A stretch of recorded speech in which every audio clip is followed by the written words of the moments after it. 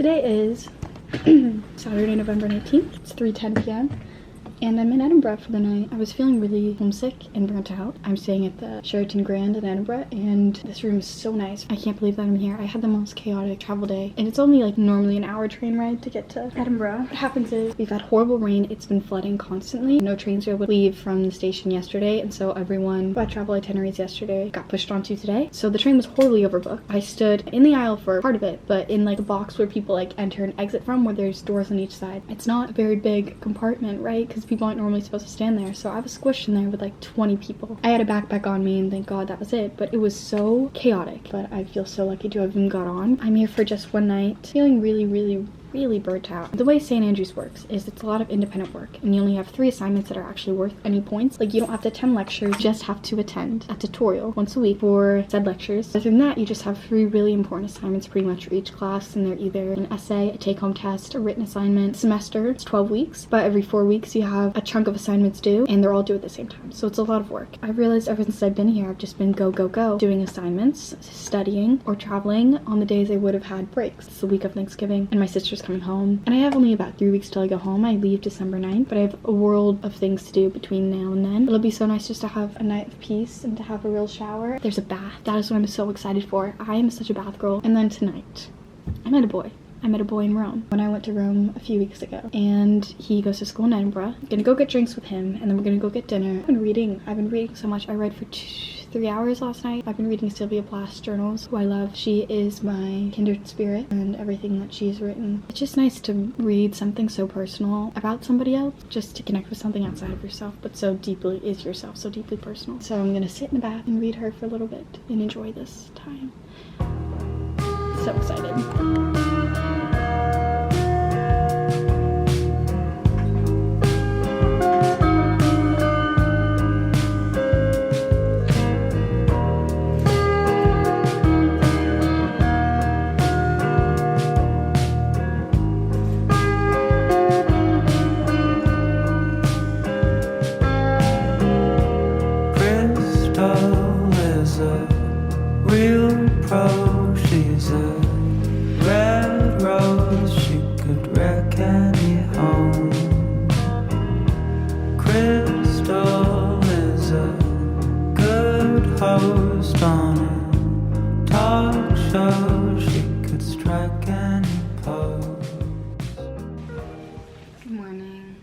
Look like I'm like coming into the light. It's currently like 10:20. I have a checkout at 12. I'm hoping to call and maybe get a later checkout, although I'm kind of hesitant on doing so because I want to get back to St. Andrews. Yesterday was lovely. I took a lovely little bath. I read some Plath in my bed for a few hours. Almost done, which is so, I'm not gonna say lovely, rewarding, because I've been working on this book since April, since before I even like graduated high school. Now I'm like almost done with my first semester in college, which is crazy. Anyways, last night was interesting. This is very complicated situation for a lot of different things, but I met him on a night out, actually the night of my birthday. I was turning 19 in Rome with a friend, and it was just the best night. Like, we were very similar people. Like, our first bonding thing was the fact that we both studied Greek, ancient Greek, from the same textbook. So it's just like a bunch of really weird niche things that I was not expecting to find so randomly in a person. That night was so fun, and I really wanted to see him again. And then he came up like right after Halloween. I had a very late night the night before. We came up the next day, and it was all rainy, and I was really hungover. And I don't get hungover, but I was like hardly functioning, and so our conversation wasn't that good. I didn't really feel any of my heart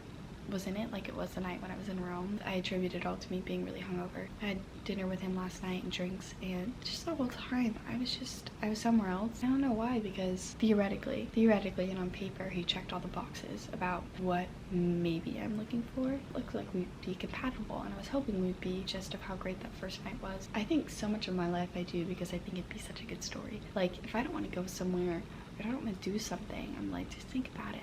How are you gonna feel once you've done it? Anything that's like going out one night, just for a funny story to have to tell at a later moment in time, to know you lived that moment. That's how I live so much of my life, and in many ways it's very beneficial. Instead of hibernating and doing what feels most comfortable, I think more long-term than short-term. Then also sometimes it takes away the genuine want of things. Like, I do it because I know that some point down the line I'll appreciate it, or I'll be able to tell the people that and they'll appreciate it too. And so sometimes I do things like that, and I feel like this whole night was it kind of felt like that. It didn't feel like I was doing it for me.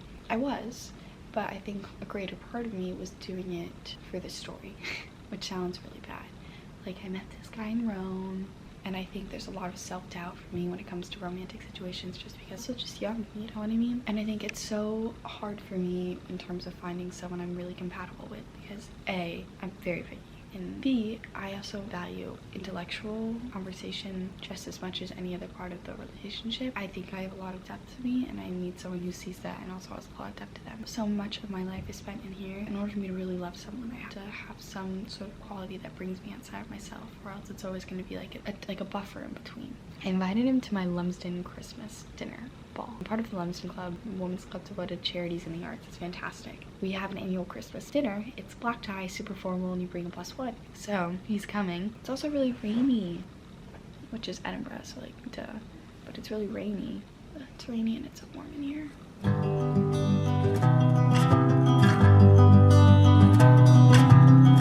Little sprout here. Check for the kitchen in the city too.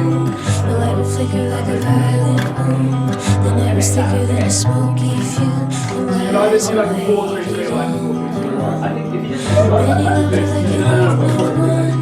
The way she laughed and hold a smoking gun. The way she always said what's done is done. And he's not the only one. Love is a gentle thing. Yours is thicker than a velvet ring. Yours is thicker than a velvet ring. You are very young, you are clever, and you are very beautiful. Because of your youth, you should be exceptionally valuable to us. So, what are you most excited for? If I never see you again, I can forget in a minute.